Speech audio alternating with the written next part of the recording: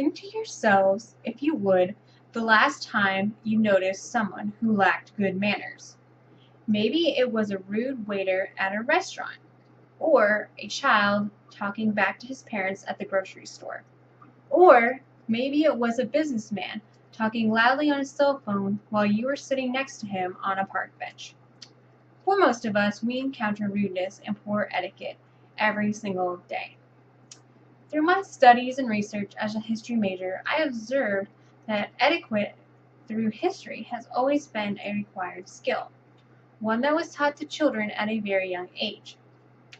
It was the pride of the parents to have well-behaved children who always practiced good manners and showed kindness to others. Today, though, it is very clear that teaching children good manners and respect for others is no longer a high priority like it once was. We live in an age of aggressive disrespect.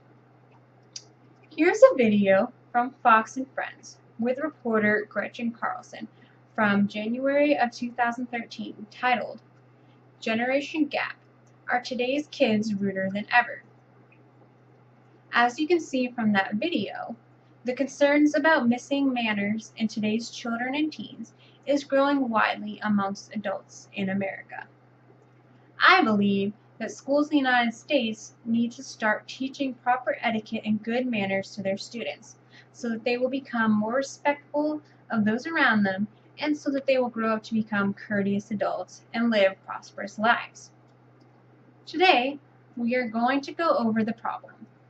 Kids in the United States just don't seem to know any better, so they act very rudely to those around them. Then, we'll go over what is causing this phenomenon. Manners are not taught in schools like they once were. And lastly, we'll go over the solution. Schools need to include the teaching of good manners in their curriculum. Kids in school today are no longer being taught etiquette and good manners or to have respect for others. This leads to bullying of other students, being rude to teachers, parents, and other adults. As a recent public agenda survey of high school students published in 2002 indicates, teenagers themselves say that disrespect is common in the world that they live in. Fully 3 in 4 high schoolers say that they frequently hear cursing in the hallways and cafeteria of their schools. Less than a third of high school students say their classmates treat each other with respect. Fewer still, only about 1 in 5 say their classmates treat each other with respect. And as these children grow up, the rudeness continues as they progress into the business society. Employers are having trouble finding people to hire who have good manners and who can work well with others. Please review my handout. This is the Business Etiquette Survey results, published in October of 2011 by Pamela Fay of Business Performance Perspectives Limited. According to their survey, 94% of respondents value manners in the business dealings, and 47% believe that rudeness in business is increasing. Nearly half, about 47%, of respondents would move their business elsewhere if they're on the receiving end of bad manners. This shows us just how important it is to have good manners in business as well as our personal lives. Good manners are required if you want to do well in life. The main cause of this rudeness that we see so often is that schools today are trying to teach more academics at an early age instead of teaching etiquette or manners. In today's society, teaching manners is no longer seen as a priority like it once was. Many people believe that good manners should be taught by the parents. But nowadays, most parents both work and their children's extracurricular activities take up their extra time. So making time to teach their children good manners is nearly impossible. Technology can also be at blame. With the use of cell phones and tablet computers, it encourages people to become ruder and more self-centered.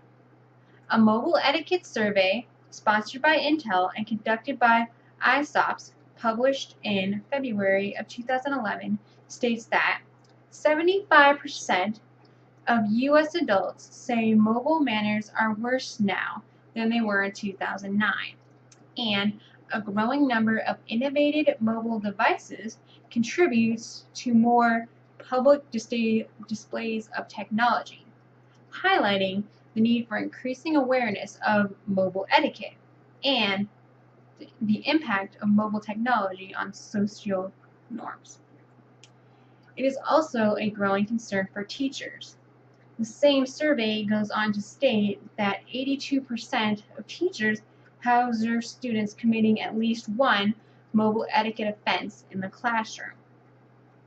Nearly 70% say that they have witnessed their students' phones ringing during class, 65% sending text messages, and 20% have caught their students using mobile devices to cheat on tests.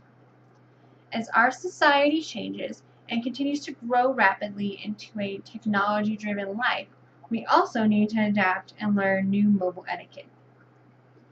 Children growing up in this society need to learn why it is important to not text while you're at the dinner table, or why you should not be talking loudly on your cell phone while you're at the library. The best solution to this issue is for states to start building manners and etiquette into their curriculum. It is easier to correct bad behavior while children are young. Emily Post, the renowned expert on etiquette, in her book titled Etiquette in Society, in Business, in Politics, and at Home, published in 1922, states that any child can be taught to be beautifully behaved with no effort greater than quiet patience and perseverance, whereas to break bad habits once they are acquired is a Herculean task. The classroom is the best place to teach children about the importance of manners and etiquette. Teachers must be allowed to include this in their curriculum. Children will benefit greatly from the addition of etiquette in the classroom. It will help them get better jobs, in finding a spouse, and developing lifelong friendships. A well-rounded education should not only teach you general facts and knowledge, but also how to apply them in the real world, so that a child can grow up to be a strong adult. Manners, respect, and general consideration for others are imperative to success in the real world as an adult. As a citizen of the United States, it is our responsibility to train up the younger generations to be good people who are kind and use good manners and proper etiquette. If you want to see a difference in our society, then it is up to us to request a change now.